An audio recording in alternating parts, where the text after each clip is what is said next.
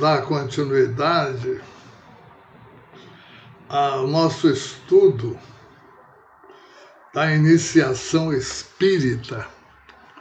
Então, estamos indo agora para a 9ª aula, ou o 9º módulo. O tema é o maravilhoso e o sobrenatural. E o título do capítulo ainda é o que é Espiritismo. Ainda continua o visitante conversando com Allan Kardec. O visitante, ele é cético, ele é crítico, né? Ele fala o seguinte para Allan Kardec: o Espiritismo tende, evidentemente, a fazer reviver as crenças fundadas no maravilhoso e sobrenatural. Ora, em nosso século positivo, isso parece-me difícil, pois é dar crédito às superstições e erros populares, aos quais a razão faz justiça. E o Allan Kardec, após ouvir isso, ele vai dar uma explicação muito detalhada, vai dar uma aula, uma verdadeira aula. Ele fala assim que uma ideia só é supersticiosa se for falsa. Deixa de sê-lo no momento em que é reconhecida como verdadeira. A questão é, portanto, saber se existem ou não as manifestações dos espíritos. E não se pode taxar a coisa de superstição antes de haver provado que ela não existe. Dirá o Senhor, e a razão não a aceita. Porém, todos aqueles que creem e que não são tolos invocam também a razão e ainda os fatos. Qual das duas razões deve seguir? O grande juiz aqui é o futuro, como o foi em todas as questões científicas e industriais, taxadas de absurdos e impossíveis em sua origem. O Senhor julga a priori, segundo a sua opinião. Nós não julgamos senão depois de ter visto e observado durante longo tempo. Acrescentamos que o Espiritismo esclarecido, como é hoje, tende, ao contrário, a destruir as ideias supersticiosas, porque mostra o que existe de verdadeiro ou de falso nas crenças populares e tudo o que é ignorância e os preconceitos aí misturaram de absurdo. Vou mais longe e digo que é precisamente o positivismo do século que nos faz adotar o Espiritismo, e que é aquele que este deve a sua rápida propagação. E não, como alguns o pretendem, há um recrudescimento da atração pelo maravilhoso e pelo sobrenatural.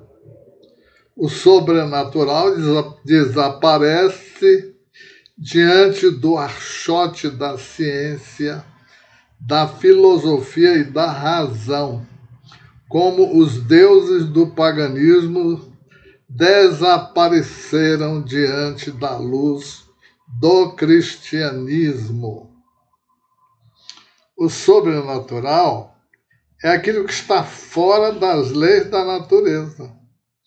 O positivismo nada admite fora dessas leis. Mas acaso as conhece todas?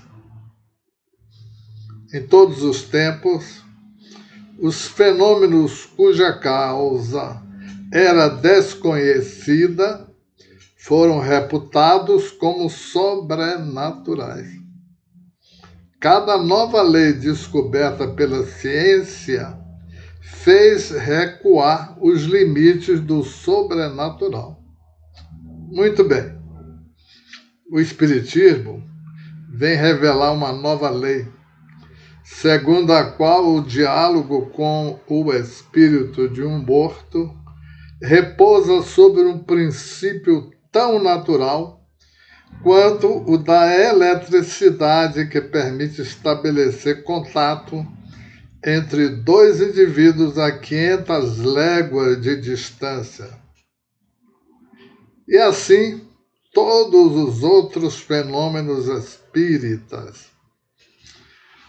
O Espiritismo repudia, no que lhe concerne, qualquer feito maravilhoso, ou seja, fora das leis da natureza. Ele não faz nem milagres, nem prodígios, porém explica, em virtude de certa lei, efeitos tidos até hoje como milagres e prodígios, e assim demonstra a possibilidade de ocorrência desses efeitos. Alarga, pois, os domínios da ciência e, sob esse aspecto, ele mesmo é uma ciência.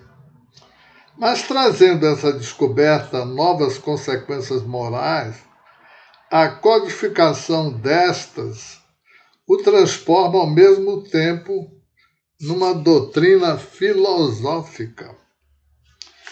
Com este último ponto de vista, ele responde às aspirações do homem no que tange ao futuro, sobre bases positivas e racionais. E por isso convém ao espírito positivo do século. É o que o Senhor compreenderá quando se tiver dado ao trabalho de estudá-lo. Estude o Livro dos Médiuns, capítulo 2, na Revista Espírita de dezembro, consta esse tema que nós acabamos de ler, de 1861. E dando continuidade ao estudo, o que é o Espiritismo, é o tema do Iniciação Espírita, nós vamos agora para o título de Oposição à Ciência. Continua ainda o diálogo com o visitante. E o visitante fala com suas perguntas a Allan Kardec. O senhor se apoia, como dizem, fatos, porém opõe-se a isso a opinião dos sábios que os contestam ou que os explicam de outra maneira. Por que não se ocupam eles do fenômeno das mesas girantes? Se tivessem nelas visto algo de sério, não teriam tido a intenção, parece-me, de negligenciar fatos tão extraordinários e ainda menos de os repelir com desdém, ao passo que estão todos contra o Senhor. Não adianta, não são os sábios o achote das nações? E não é seu dever espalharem a luz? Por que quereria o Senhor que eles o tivessem abafado quando tão oportuna ocasião se lhes apresentava de revelar ao mundo uma nova força? E Allan Kardec lhe dá outra explicação, a verdadeira aula. Allan Kardec responde a ele, né? Acaba de traçar o dever dos sábios de uma maneira admirável.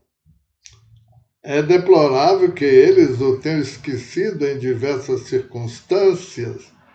Porém, antes de responder a essa judiciosa observação, devo revelar um grave erro que cometeu ao dizer que todos os sábios são contra nós. Conforme ele disse há pouco, é precisamente na classe esclarecida que o Espiritismo faz mais prosélitos. E isso em todos os países do mundo. Conta com um grande número entre os médicos de todas as nações. Ora, os médicos são homens da ciência. Os magistrados, os professores, os artistas, os homens de letras, os oficiais, os altofuncionários, os grandes dignatários,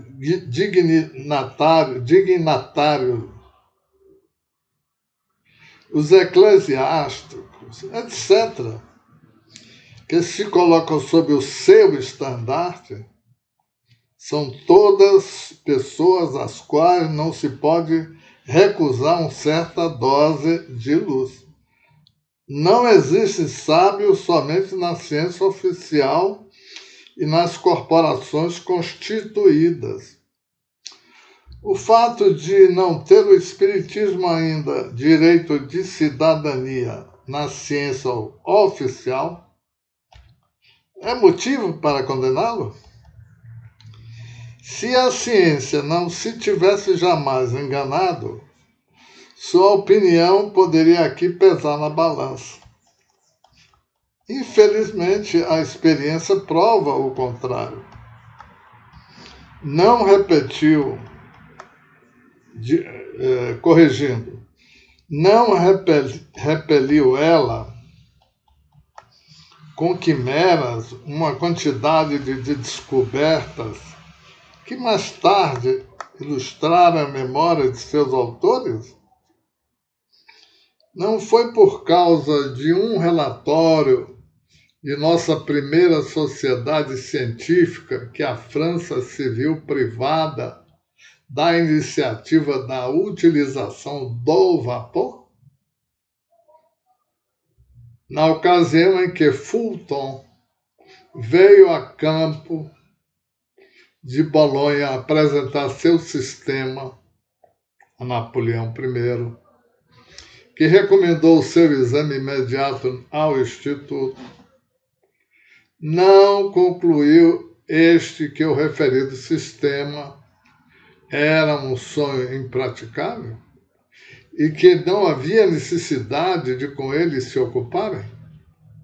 Ainda pergunto, podemos nós concluir daí que os membros do Instituto sejam uns ignorantes?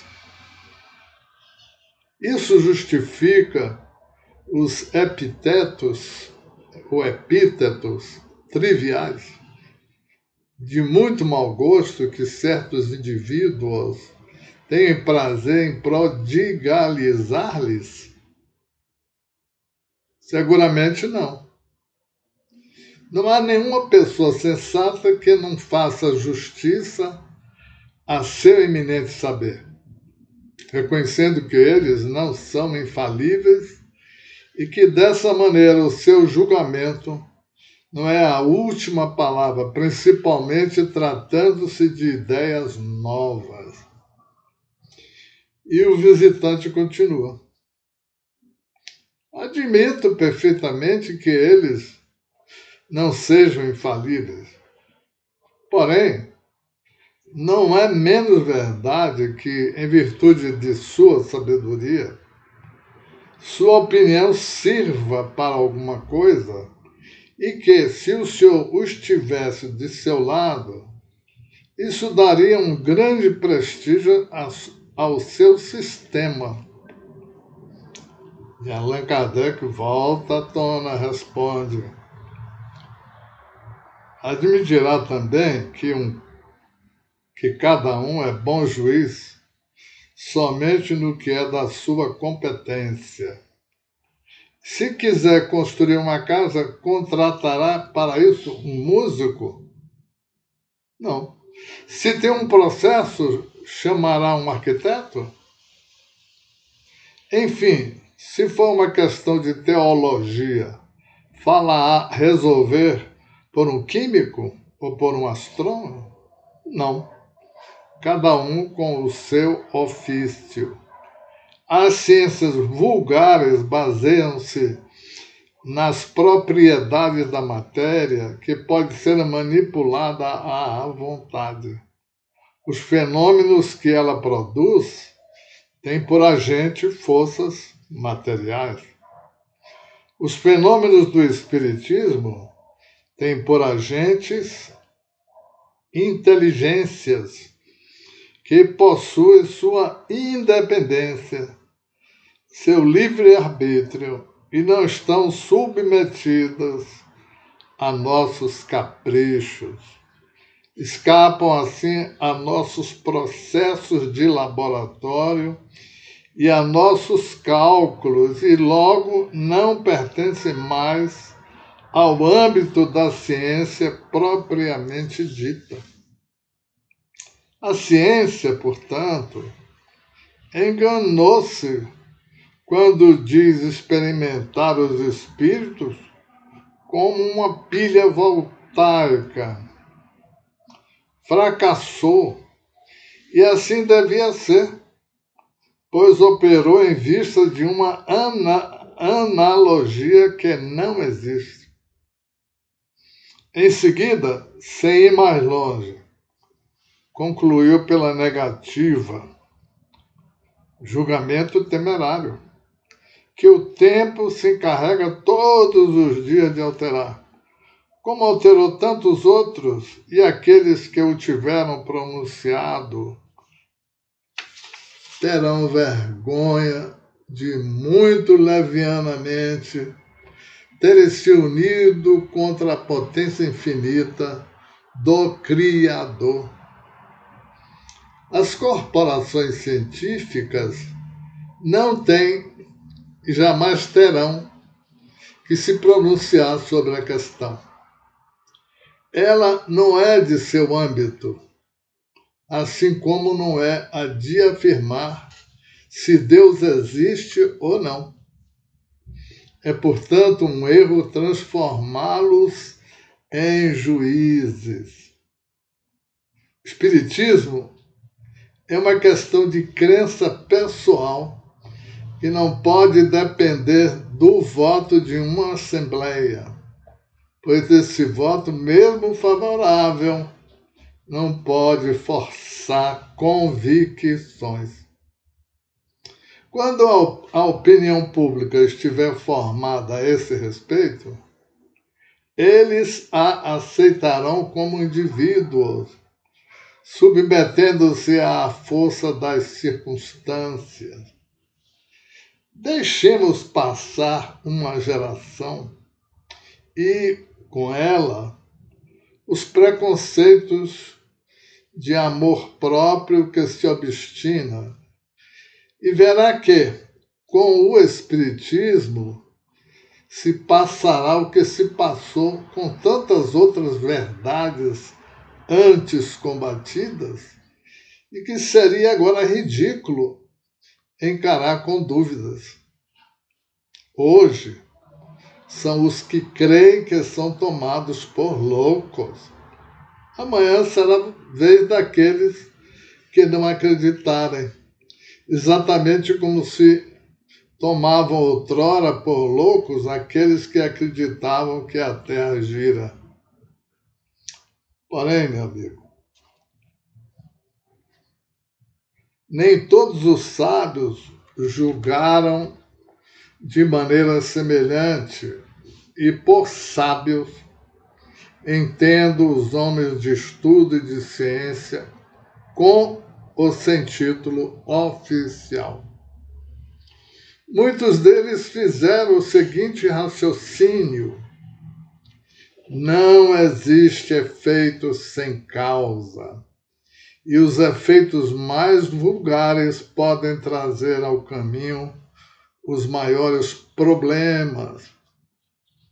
Se Newton tivesse desprezado a queda de uma maçã, se Galvani tivesse despedido a sua empregada, tomando-a por louca e visionária, quando ela lhe falou das rãs que dançavam no prato, talvez ainda ignorássemos a admirável lei da gravitação universal e as proveitosas propriedades da pilha.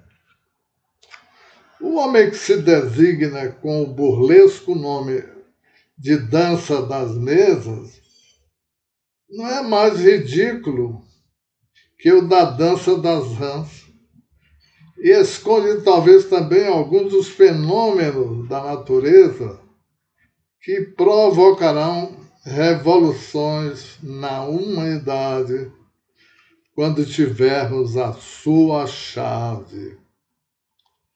Disseram ainda a si mesmos: pois se tantas pessoas se ocupam com eles e homens sérios os veem estudar, é porque algo existe. Uma ilusão, uma mania, se quiserem, não pode possuir esse caráter de generalidade. Pode seduzir um círculo, uma sociedade, mas não dá a volta ao mundo. Evitaremos, portanto, negar a possibilidade do que não compreendemos, temendo receber cedo ou tarde um desmentido que não seria elogioso à nossa perspicácia. E o visitante ainda continua: muito bem. Eis um sábio que raciocina com discernimento e prudência, mesmo sem ser sábio. Penso como ele. Mas note que este nada afirma dúvida. Ora, sobre o que basear a crença na existência dos espíritos, e sobretudo da possibilidade de comunicação com eles, e Allan Kardec responde: essa crença se apoia no raciocínio e nos fatos. Nem mesmo eu a adotei senão após maduros exames. Tendo extraído do estudo das ciências os hábitos das coisas positivas, sondei, perscrutei essa nova ciência em seus recantos mais escondidos, quis tomar conhecimento de tudo, pois não aceito uma ideia sem antes conhecer o seu porquê e o seu como. Eis o raciocínio que fazia um sábio médico, outrora incrédulo e hoje fervoroso adepto. Afirma-se que seres inteligentes se comunicam. E por que não? Antes da invenção do microscópio, se desconfiava da existência daqueles milhões de animalículos que tantos prejuízos causam à economia, os micróbios, etc. Onde está a impossibilidade material de que existam no espaço seres que escapam aos nossos sentidos? Teríamos nós, por acaso, a pretensão de tudo saber e de dizer a Deus que nada mais nos pode ensinar? Se esses seres invisíveis que nos rodeiam são inteligentes, por que não se comunicariam eles conosco? Se estão em relação com os homens, devem representar um papel no destino, nos acontecimentos. Quem sabe? É essa talvez uma das forças da natureza, uma daquelas forças ocultas das quais não desconfiamos.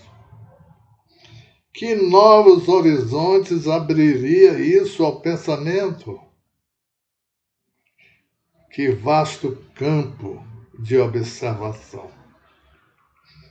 A descoberta do mundo dos invisíveis seria bem diferente da dos infinitamente pequenos.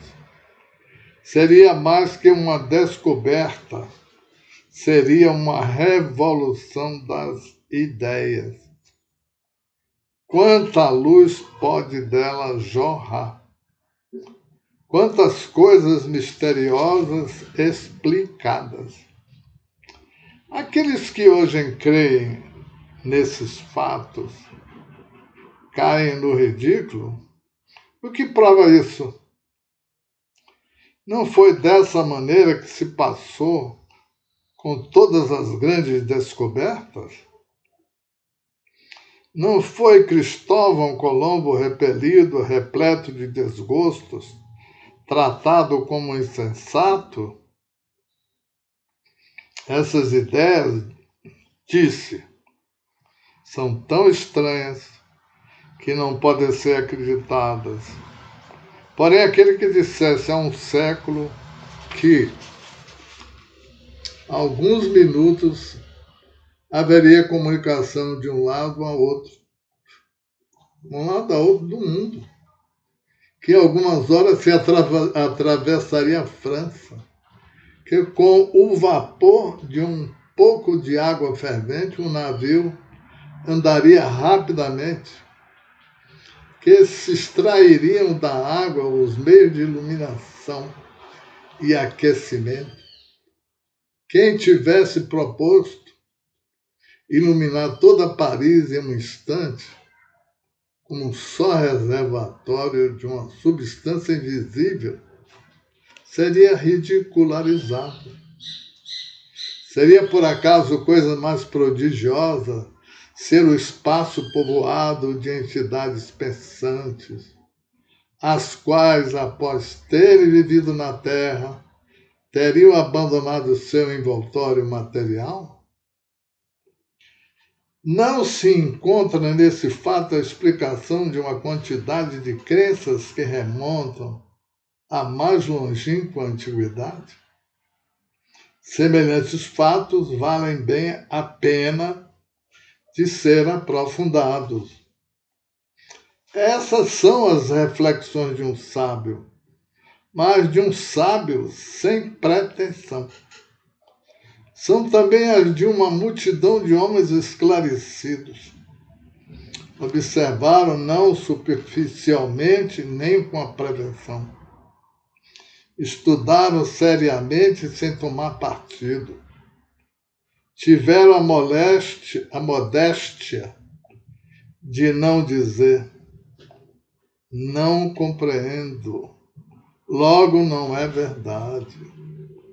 Sua convicção formou-se pela observação e pelo raciocínio. Se essas ideias fossem quimeras, pensa que todos esses homens de elite as teriam adotado? Que tivessem por tanto tempo sido vítimas de uma ilusão? Não existe, portanto, nenhuma impossibilidade material quanto à existência de seres invisíveis para nós. Habitando o espaço, e somente essa consideração deveria levar a uma maior circunspecção. Pouco tempo atrás, quem pensaria que uma gota de água límpida pudesse conter milhares de seres de uma pequenez que confunde a nossa imaginação? Ora, digo que é mais difícil a razão conceber seres de uma tal tenuidade, providos de todos os nossos órgãos e funcionando como nós, do que admitir a existência daqueles que chamamos de espíritos. E o visitante ainda continuou. Sem dúvida, porém, do fato de algo ser possível, não se segue necessariamente que esse algo exista. E Allan Kardec, para terminar esse item, responde perfeitamente. Porém, convirá que desde que não é impossível, isso já representa um grande passo, pois nada possui que repugne a razão. Resta, portanto, constatá-lo pela observação dos fatos. Esta observação não é novidade. A história, tanto a sacra como a profana, prova a antiguidade e a universalidade dessa crença que se perpetuou através de todas as vicissitudes do mundo e encontra-se entre os povos mais selvagens, no estado de ideias inatas e intuitivas, gravadas no pensamento como a do saber supremo e da existência futura. O Espiritismo não é, pois, de criação moderna, longe disso. Tudo prova que os antigos o conheciam tão bem, talvez melhor que nós. Somente era ensinado com misteriosas precauções que o tornavam inacessível ao vulgo, deixado propositadamente no lodaçal da superstição. E quanto aos fatos, esses são de duas naturezas. Uns são espontâneos e outros provocados. Entre os primeiros colocamos as visões e as aparições, e são muito frequentemente mostrados, são muito frequentes. Os estalidos, barulhos, as deslocações de objetos sem causa material, e uma quantidade de efeitos insólitos que eram olhados como sobrenaturais e que nos parece muito simples, pois para nós nada existe de sobrenatural, já que tudo obedece às leis mutáveis da natureza. Os fatos provocados são aqueles que se obtêm por intermédio dos médiuns. Vamos parando por aqui e na próxima semana, a próxima aula, damos continuidade.